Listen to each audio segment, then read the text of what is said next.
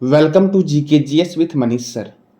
आज 7 अक्टूबर 2022 है और आज के जितने भी महत्वपूर्ण करंट अफेयर हैं वो हम इस वीडियो में डिस्कस करेंगे।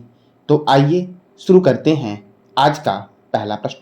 आज का पहला प्रश्न है, स्तन कैंसर जागरूकता माह 2022 किस माह को घोषित किया गया है? तो यह घोषित किया गया है अक्टूबर माह को।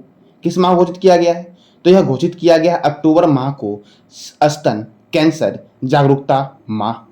अगला प्रश्न है, विश्व सेरेब्रल पॉलिसी दिवस कब मनाया जाता है? तो यह मनाया जाता है 6 अक्टूबर को। अब यह सेरेब्रल पॉलिसी क्या है? तो यह तंत्रिका संबंधित विकारों की एक समूह को संदर्भित करता है और शारीरिक गतिविधि और मांसपेशियों के समन्वय को अस्थायी रूप से प्रभावित करता है। इसी को जागरूक करने के लिए यह दिवस 6 अक्टूबर को मनाया जाता है। अब इस महीने में और कौन कौन से महत्वपूर्ण दिवस मनाए गए? तो अंतर्राष्ट्रीय वृद्धजन दिवस 1 अक्टूबर, विश्व शाकाहारी दिवस 1 अक्टूबर, अंतर्राष्ट्रीय कॉफी दिवस 1 अक्टूबर, विश्व कृषि पशु दिवस 2 अक्टूबर, अंतर्राष्ट्रीय अहिंसा दिवस 2 अक्टूबर, विश्व पर्यावरण दिवस 3 अक्टूबर और यह अक्टूबर महीने के पहली सोमवार को मनाया जाता है।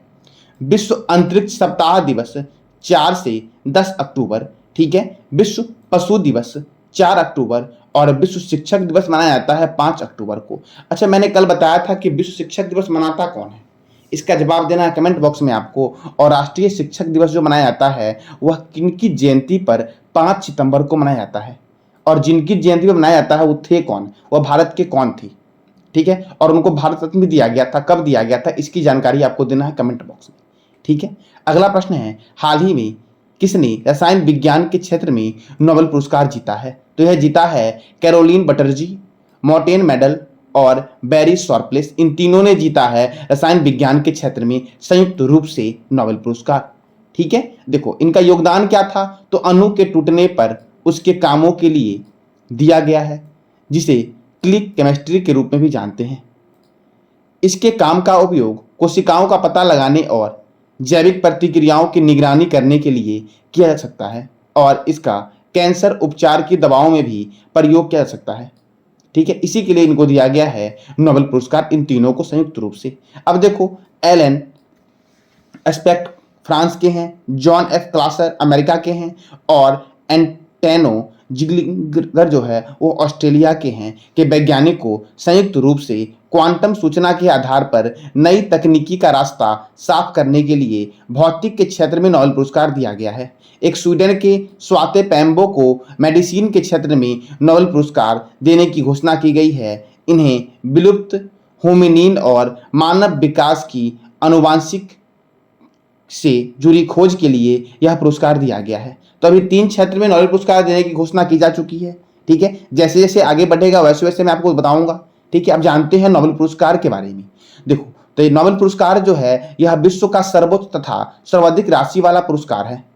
यह पुरस्कार की राशि 7 मिलियन स्वीडिश क्रोनर है। नोबेल पुरस्कार की स्थापना 1901 में की गई, ठीक है। यह पुरस्कार अल्फ्रेड नोबेल की पुण्यतिथि पर 10 दिसंबर को दिया जाता है।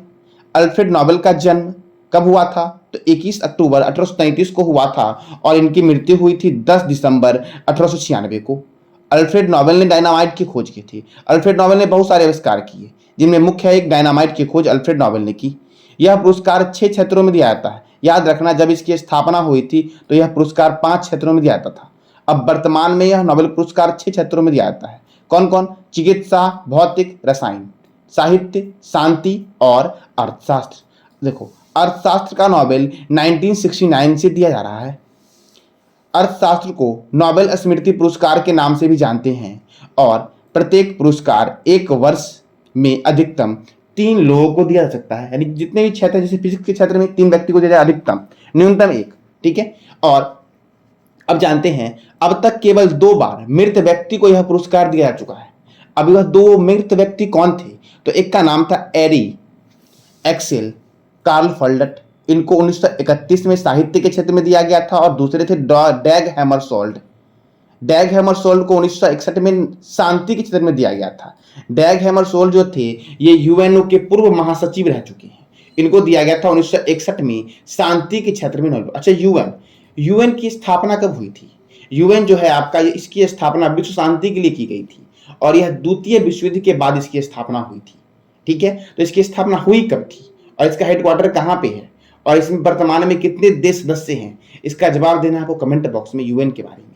ठीक है, देखो international committee of red cross, क्या तो international committee of red cross को शांति का नोबेल पुरस्कार 3 बार 1917, 1944 और 1963 में दिया गया है। द्वितीय विश्व युद्ध के समय 1940 से 42 तक नोबेल पुरस्कार नहीं दिया गया था।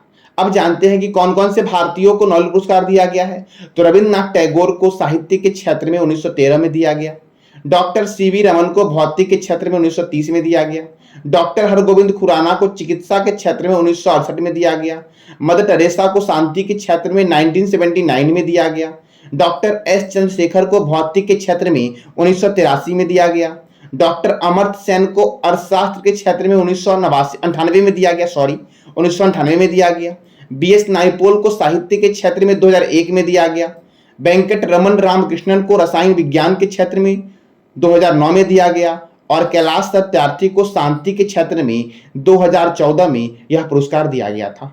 ठीक है, अभिजीत विनायक बनर्जी का पूरा नाम है। तो अभिजीत बनर्जी को अर्थशास्त्र के क्षेत्र में 2019 में दिया गया था नोबेल पुरस्कार। देखो यह भारत में इनका जन्म हुआ था, लेकिन यह भारतीय मूल के अमेरिकी नागरिक है। महात्मा गांधी को 5 बार 1937, 1938 और 1939, 1947 और 1948 में शांति के क्षेत्र में नोबेल पुरस्कार के लिए नॉमिनेट किया गया था, लेकिन इनको नहीं दिया गया था। ठीक है, कितनी बार? तो महात्मा गांधी जी को 5 बार। कब कब? तो 1937, 1938, 1939, 1947 और 1948 में शांति के क्षेत्र में नोबेल के लिए इनको नॉमिनेट किया गया था। अब अगला प्रश्न है, विश्व का सबसे बड़ा चीनी उत्पादक देश कौन बना है? तो विश्व का सबसे बड़ा चीनी उत्पादक देश बना है भारत। कौन बना है? भारत। ठीक है, अच्छा चीन की राजधानी क्या है, अमेरिका की राजधानी क्या है और ब्राजील की राजधानी क्या है? इस तीनों का जवाब देना है कमेंट बॉक्स में आपको कि इस तीनों की राजधानी है क्या। अच्छा, अमेरिका के राष्ट्रपति कहाँ रहते हैं? तो अमेरिका के राष्ट्रपति जो रहते हैं ये व्हाइट हाउस में रहते हैं। और भारत के राष्ट्रपति कहाँ रहते हैं? तो राष्ट्रपति भवन में रहते हैं। और पाकिस्तान के राष्ट्रपति रहते हैं एवान ए सरदनी। ठीक है, अब देखो दुनिया का सबसे बड़ा चीनी उत्पादक, उपभोक्ता तथा दूसरा सबसे बड़ा निर्यातक के रूप में भारत उभर कर आया है। देखो चीनी जो है वो अक्टूबर सितंबर में देश में 5000 लाख मीट्रिक टन से अधिक गन्ने का रिकॉर्ड उत्पादन हुआ है भारत में। ठीक है, इस निर्यात से देश के लिए लगभग 40,000 करोड़ रुपये की विदेशी मुद्रा अर्जित हुई है। किससे? तो चीनी से हुई है। ठीक है, अच्छा भारतीय चीनी तकनीकी संस्थान कहाँ पे है? तो जवाब देना कमेंट बॉक्स में आपको कि भारतीय चीनी तकनीकी संस्थान कहाँ पे है। अगला प्रश्न है, हाल ही में देश का दूसरा राष्ट्रीय वेद विश्वविद्यालय का उद्घाटन कहाँ किया गया है? तो यह ओडिशा में किया गया है और केंद्रीय शिक्षा मंत्री धर्मेंद्र प्रधान ने ओडिशा के पुरी में इसका उद्घाटन किया है। कहाँ किया है? तो ओडिशा के पुरी में ही जगन्नाथ टेम्पल। ठीक है, अच्छा जब ये दूसरा योग विश्वविद्यालय है तो वेद विश्वविद्यालय है तो पहला कौन सा है? तो पहला मध्य प्रदेश के उज्जैन में महर्षि सादीपनी राष्ट्रीय वेद विद्या प्रतिष्ठान खुला था, पहला था ये। ठीक है, यानी कि पहला वेद विश्वविद्यालय कहां पर है? तो उज्जैन में है और दूसरा कहां बना है? तो पुरी में इसका उद्घाटन किया गया है। ठीक है, अब ओडिशा में किया गया है तो ओडिशा की राजधानी क्या है? तो ओडिशा की राजधानी है भुवनेश्वर। ओडिशा के मुख्यमंत्री कौन है? नवीन पटनायक। और ओडिशा के राज्यपाल कौन है? गणेशी लाल। ओडिशा में राज्यसभा 10 है और लोकसभा 21 है। ओडिशा की स्थापना हुई थी 1 अप्रैल 1936 को और ओडिशा का गंजम जिला भारत का पहला बाल विवाह मुक्त जिला बना है। ओडिशा में बैंक ऑफ महाराष्ट्र ने प्रोजेक्ट बैंक सखी लॉन्च किया था। स्वर्ण रेखा सिंचाई परियोजना ओडिशा में चल रहा है।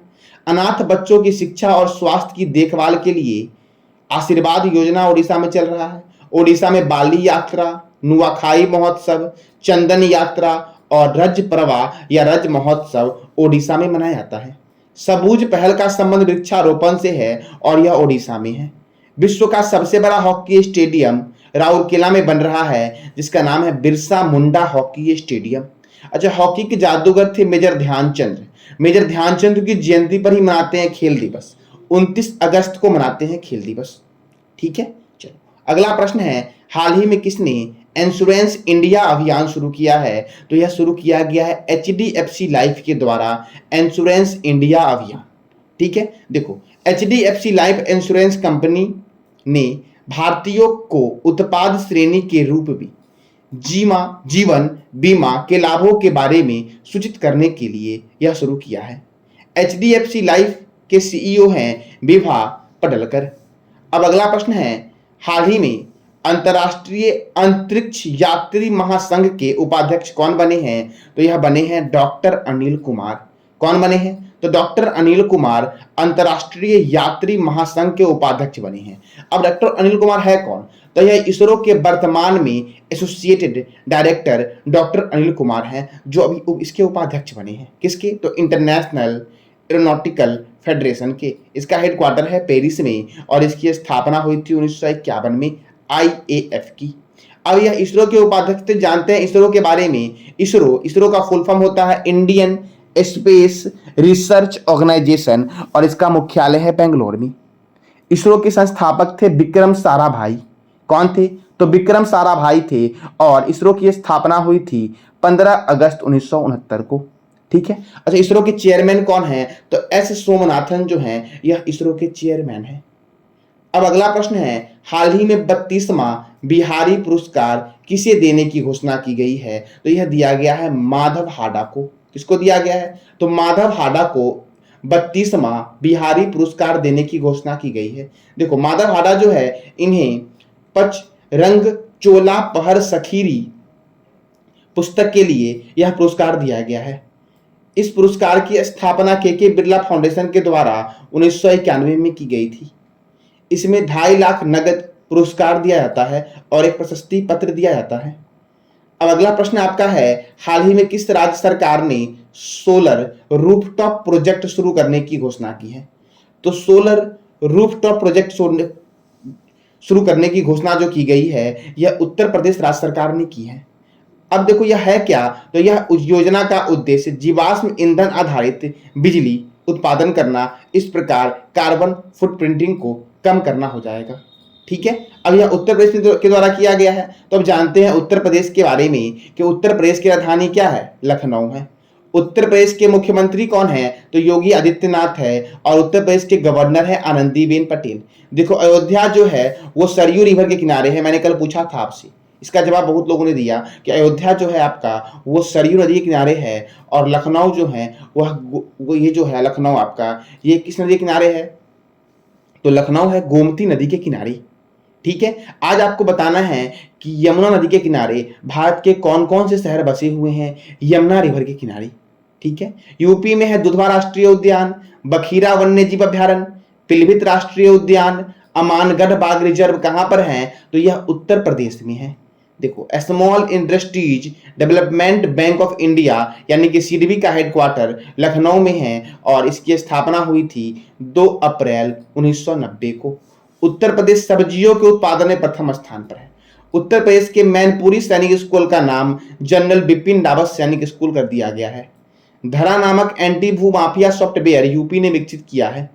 राष्ट्रीय जल पुरस्कार 2022 जो है यह किसने देने की घोषणा, यह किसे दिया गया है? तो यूपी को दिया गया है। किसानों की आय को दोगुना करने के लिए पंचामृत योजना शुरू किया गया। शिक्षा टाउनशिप यूपी में बन रहा है। इंडिया मिशन ई अभियोजन पोर्टल का उपयोग में प्रथम स्थान पर यूपी है। और मैंने कल बताया था आपको कि फैजाबाद कैंट का नाम बदलकर अयोध्या कैंट किसने किया? तो रक्षा मंत्री राजनाथ सिंह ने किया। इससे पहले फैजाबाद जिले का नाम अयोध्या कर दिया गया था और अयोध्या है सरयू रिवर के किनारे।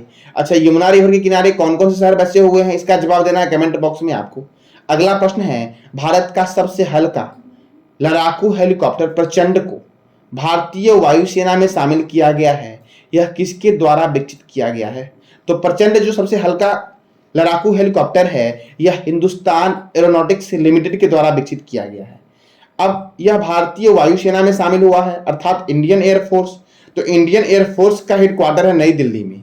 इंडियन आर्मी का भी हेडक्वार्टर है नई दिल्ली में और नेवी का भी हेडक्वार्टर नई दिल्ली में। बीएसएफ का भी हेडक्वार्टर नई दिल्ली में है। डीआरडीओ का मुख्यालय नई दिल्ली में है।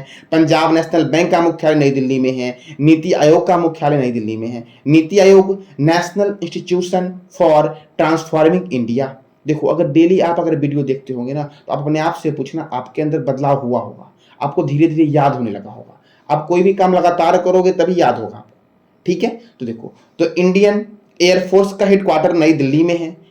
इंडियन एयरफोर्स डे 8 अक्टूबर को मनाया जाता है और इंडियन एयरफोर्स के चीफ जो हैं वो चीफ मार्शल विवेक राम चौधरी हैं। इंडियन आर्मी के जो चीफ है वो जनरल मनोज पांडे हैं और इंडियन नेवी के जो चीफ है आपके वो एडमिरल आर हरि कुमार हैं। अच्छा, मैंने अभी कुछ दिन पहले बताया था आपको कि सीडीएस कौन बने हैं, तो आपको जवाब देना कमेंट बॉक्स में कि वर्तमान में सीडीएस कौन बने हैं। तो ये था आज का आपका करंट अफेयर। मैंने कल आपसे क्वेश्चन पूछा था कि हाल ही में किस देश ने FIBA महिला बास्केटबॉल विश्व कप जीता है। तो महिला बास्केटबॉल विश्व कप अमेरिका जीता है और चाइना इसमें उप विजेता था। अब देखो, इसका आयोजन कहाँ हुआ, तो सिडनी सुपरडोम ऑस्ट्रेलिया में इसका आयोजन हुआ। इंटरनेशनल बास्केटबॉल फेडरेशन, इसका हेडक्वार्टर मीज में है और मीज कहाँ पे है, स्विट्जरलैंड में है। और इसके जो प्रेसिडेंट हैं वो कौन है, तो हेमेन नियाग जो हैं वह इसके प्रेसिडेंट हैं और इसकी स्थापना हुई थी 18 जून 1932 को। अच्छा, बास्केटबॉल में खिलाड़ियों की संख्या कितनी है। अब आज का प्रश्न आपका है कि हाल ही में किस राज्य सरकार ने पुलिस की सहायता के उद्देश्य से सत्यनिष्ठा ऐप लॉन्च किया है। तो इसका जवाब देना आपको कमेंट बॉक्स में, और जितने भी राज्य हैं उसके मुख्यमंत्री और राज्यपाल की जानकारी आपको कमेंट बॉक्स में देनी है। देखो, राज्यपाल और मुख्यमंत्री को इग्नोर मत करो, क्योंकि अभी बीपीएससी का एग्जाम आप चेक कर लो। बीपीएससी में बहुत सारा क्वेश्चन आया मिलान करने वाला, जिसमें मुख्यमंत्री और राज्यपाल के बारे में पूछा है। जैसे पूछा था इस बार बीपीएससी एग्जाम में कि महाराष्ट्र के मुख्यमंत्री कौन बने हैं, और फिर मिलान वाले में था एक यूपी के मुख्यमंत्री या राज्यपाल से मिलान करने वाला था, और बिहार के बारे में पूछा था कि बिहार के राज्यपाल कौन है, बिहार के मुख्यमंत्री कौन है, बिहार पटना उच्च न्यायालय के मुख्य न्यायाधीश कौन है, तो संजय केरोल है। तो इसीलिए मुख्यमंत्री और राज्यपाल को इग्नोर मत करो, उसको याद कर लो, ये बेसिक जानकारी है, ठीक है। तो ये था आज का आपका करंट अफेयर। कमेंट बॉक्स में आप लोग बहुत अच्छा जवाब दे रहे हो। एक सौम्या सोनोनी है जिसका जवाब काफी अच्छा हो रहा है और ये डेली जवाब दे रही है, ठीक। इसी तरह से आप भी कोशिश करो, अगर डेली डेली जवाब दोगे आप, तो आपका धीरे धीरे हर चीज अच्छा होगा, और जितना प्रैक्टिस करोगे ना उतना अच्छा होगा। तो रिवीजन करना ही पड़ेगा आपको हर हाल में, ठीक है। मैं आपका इसका PDF टेलीग्राम पे डाल देता हूं, और टेलीग्राम का लिंक आपको वीडियो के डिस्क्रिप्शन बॉक्स में मिल जाएगा।